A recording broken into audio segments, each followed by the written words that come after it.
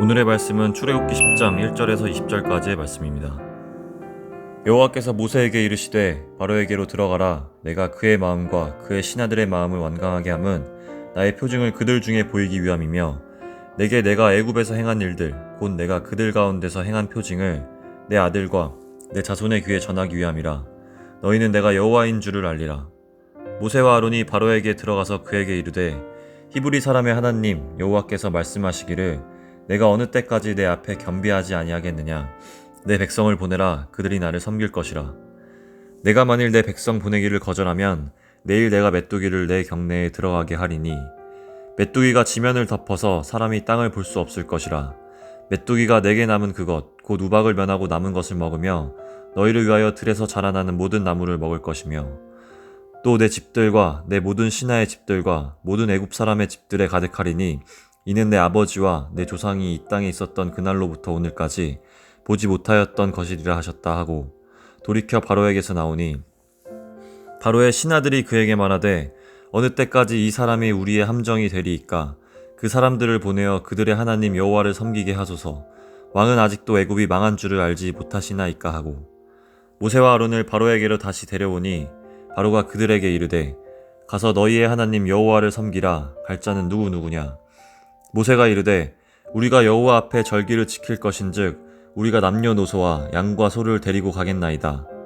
바로가 그들에게 이르되 내가 너희와 너희의 어린아이들을 보내면 여호와가 너희와 함께함과 같으니라. 보라, 그것이 너희에게는 나쁜 것이니라.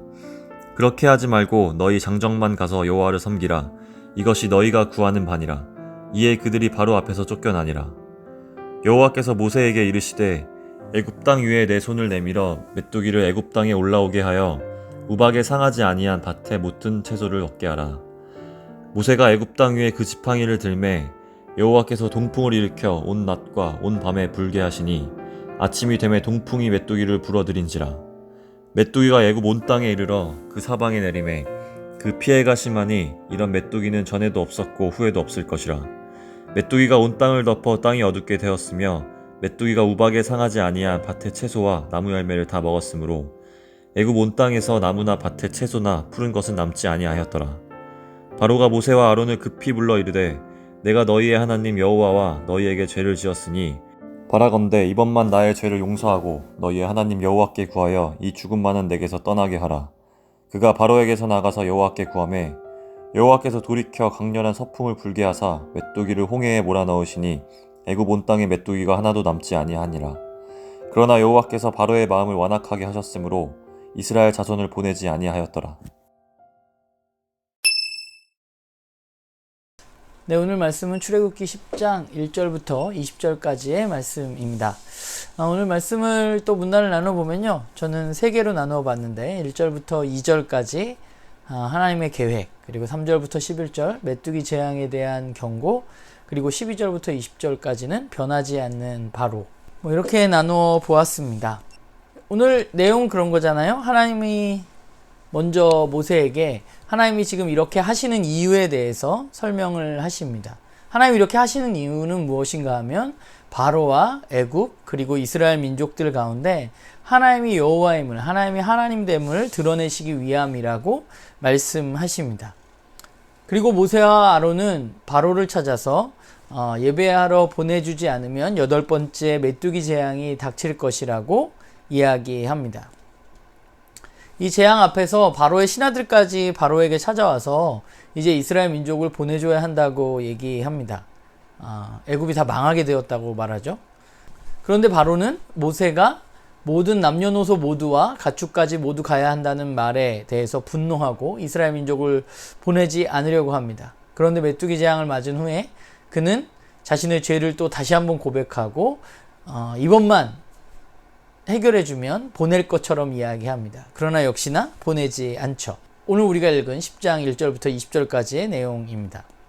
오늘 말씀을 보면 하나님은 바로에 대해서 바로가 하나님 앞에서 겸비하지 않았다. 하나님 앞에서 겸손하지 않았다. 그가 교만했다. 라고 지적하십니다. 바로는 사실 하나님을 이길 수가 없습니다. 그러나 그는 완강히 버티고 있습니다.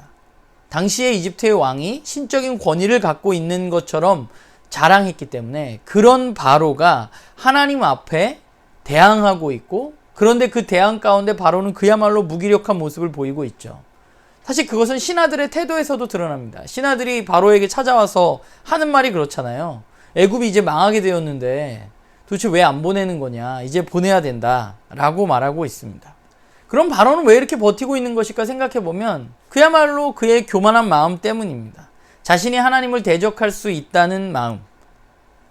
버티다 보면 내가 승리할 것이라는 생각이 그의 마음 가운데 있고, 하나님의 하나님됨을 인정하지 않는 것이죠.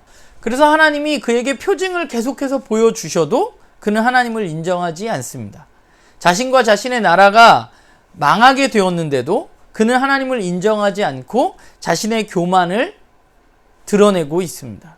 또 그 재앙이 닥쳐오면 그는 자신의 교만을 인정하고 용서해달라고 간구하지만 곧 그는 마음이 다시 완악해집니다.